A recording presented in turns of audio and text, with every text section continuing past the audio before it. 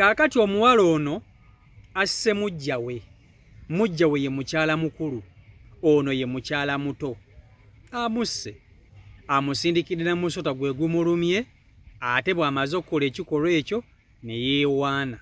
Kakati wuliriza, omuwala ono yafuna omusajja eyamukwana, naye omusajja eyamukwana yamugambirawo kaate mu kusooka nti nina omukazi n'abaana era ndi mufumbo.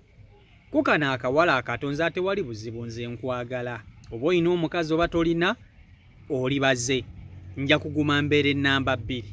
Omusajja ne bagenda maaso n'omukwano n'ono omuwala.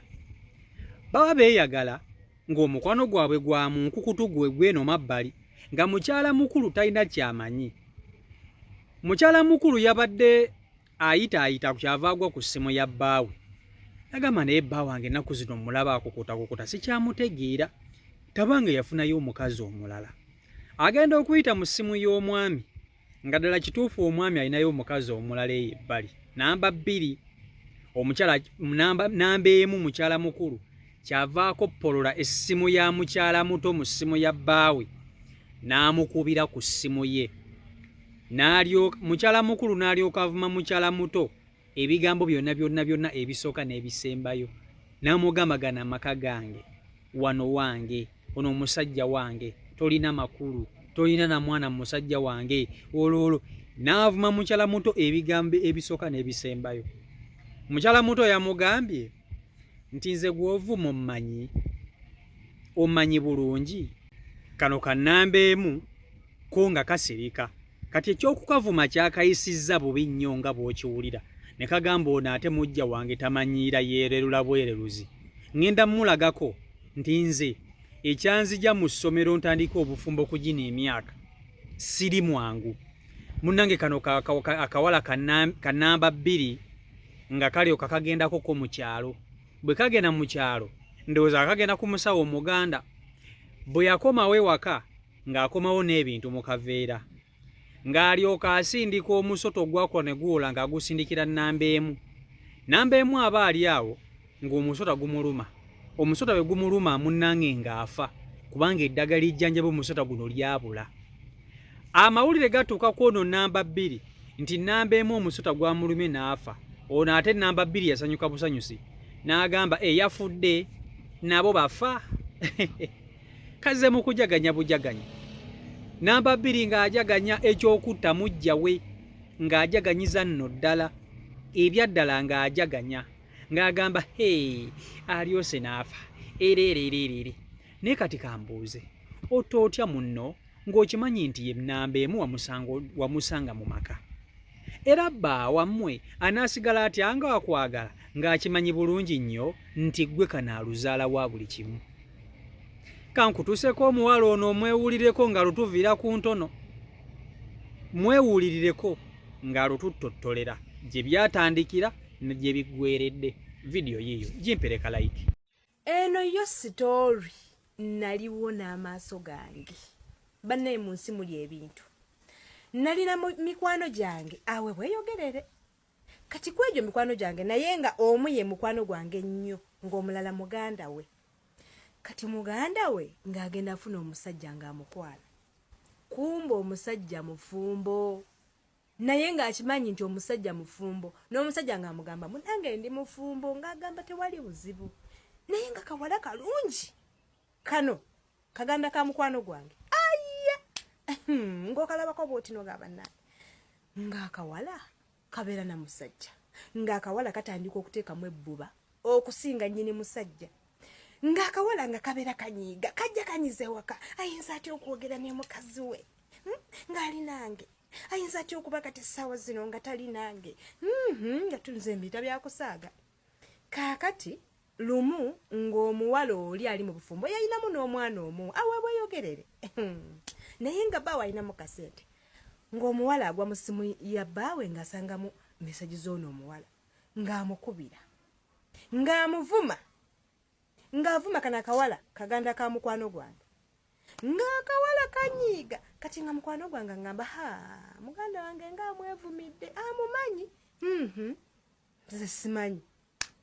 Kati munnange twali tuli awo ng'omuwala agamba agenzeeko mu kyalo. ng'agenda ewaabwe mu kyalo. Bwe yagenda yamala ennaku 2 ng'akomawo. Kati mu kukomawo naliwo ewaabwe. Nalaba ajja ebintu mu kaveera ng'abyawuzaamu abiteeka wali ng'abiteeka eyo mu kitanda munda. Sisaabifaako. Nze mbeera ne mukwano gwange ono nga tunyumya. Ng'akawala kagamba agenda kundaba. Alabika mpulira buwulizi. Twali tuli awo nga batugamba n'omuwala nze nga mumanyi oli omufumbo ne bba waabwe nga mumanyi nti omusota gumulumye nti afudde ng'ono yakadda mu kyalo. Tugamba yo omuwala afudde, akawala kajja kaseka yafudde biki? Kati ono muganda we ng'amugamba okakasa yafudde, sigenda nakwogera linnya akawala ako nti yafudde, nti ye yafudde. Abadde neepankako, nze bannezannyirako, nze ndi muzibu nnyo, biki bamanyi ekyansi gye simanyi ku ssomero, simanyi lyawa, biki naye akawala nga kalungi ggwe mwana gwe nga keeru bwe kati nga kalinga kakyotala. Omuwala ng'asigala ne bba wa munne.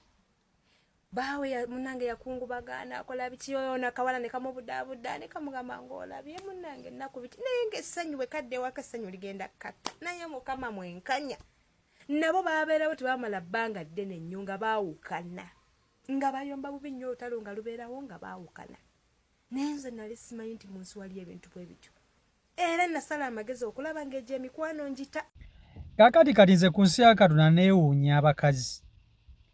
Kiki ekikukkakkanya ku munno n'omumiza omusu n'omulesa obwana bwe obuto gwe kennyininyini bw'otagenda kusobola kulabirira? Ekisookera ddala mu maka g'omusajja ono tolinaamu mwana n'omu, tolina. Ne bw'oba kale olinamu omwana, abaana b'oli omukazi omulala ogenda kufuuka maama waabwe. Kubanga omusajja bw'aba alina abakazi 2 ng'alina mukyala mukulu nawe yakufuna ng'oli mukyala muto, buli omu alina okubeera ne sayidi ye gy'alabirira. Buli omu aba n'abaana be. Bw'oba toyagala mukazi mukyala mukulu, abaana be boona oyagala nga gwe omusse. Akati mukyala muto ono yasse mukyala mukulu, naye abaana b'oli mukyala mukulu gw'ogenda okubalabirira. Olaba maama waabwe abaddewo ng'olaga tomwagala. Maama waabwe abaddewo ng'olaga tomwagala. Kaakati nze mbuuza, ogenda kulabirira abaana abo? Ne ku nsi ya Katonda neewuunya ku nsi ya Katonda engeri abakazi abamu engeri gye balowoozaamu, sijja kukulimba. Okkakkana otya ku mukyala munno gwe wasanga mu ddya n'omukkakkanako n'omutta, n'omuloga n'omusindikira omusota ne gumuluma n'afa? Ate tokomye ne ku ekyo n'otandika n'okwewaana nga gwe bw'otazannyirwako nga bwe wali osooka okumutta. Abakazi abamu balowooza ensi eno ekungulwa. Ekintu ky'okola ekyo kigenda kusiraanya obulamu bwo bwonna. Kubanga ekisookera ddala ono omutemu n'okwewaana yeewaana. Va ku bano abantu be batta bannaabwe ne beekwekiriza.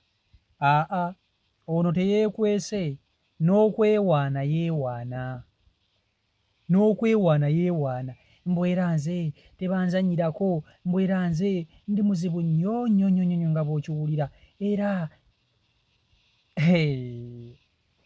nze mulimu abantu abamu bentunuulira nga mu butuufu just ndowooza ekibawaga tekiriimu. Ekibawaga nga tekiriimu. Kati ono eyasse munne n'omusajja tagenda mmusigaza. Tali musajja asobola kera ku makya n'asigaza na mukazi mulogo bw'atyo. Mpozzi ng'omusajja oyo wamuloga n'omuwunzawunza n'omuteeka mu ccupa nga tasobola kuseguka, awo sigaana. Buli ky'oyagala, buli ky'obala kijja kuyitamu. Ne bw'obanga wakera ku makya n'oyagala omusajja oyo n'omwagala nga tomuloze, nga tomusibiddeko mu ccupa, ajja kumala akuleke. Ajja kumala lazima akuleke. Nze nkubuulira, ajja kumala akuleke. Eno ensi tekungulwa. Gikunguze, gisize bukyayi, ojja gikunguza bukyayi. Naye abakazi mwebeerere, mulekerawo okutta bannammwe mu bintu eby'ekisibo ebitaliiyo. osse muno lwa musajja ate ng'omusajja guwa musanga naye naye n'omukakkanako n'omutta n'omumiza omusu beeba abakazi kati gwe gamuli ne weewuunya entegeera yaabwe ebeera etya musijja kulima mu butuufu era naffe abasajja tulabe kubanga okubeera n'omukazi omutemu bw'ati kitegeeza naawe omusajja oba toli seefu essaawa yonna omukazi ono naawe akola ki akutta akugajambula nze mbabuulira abakazi abasinga be tuwasa tubeegendereze nze sisobola kuwulirako kintu bwe kityo newe mba mbadde nkwagala nnyo n'otta munno ng'omuntu gw'osse maama w'abaana bange kati omusajja abaana be baazadde mooli omukazi agenda kuba ani agenda okubalabirira gwe kano akamuse g'ogenda okulabirira abaana abo abantu abamu bansobera emitima gyabwe naye kale katonda ali kusasula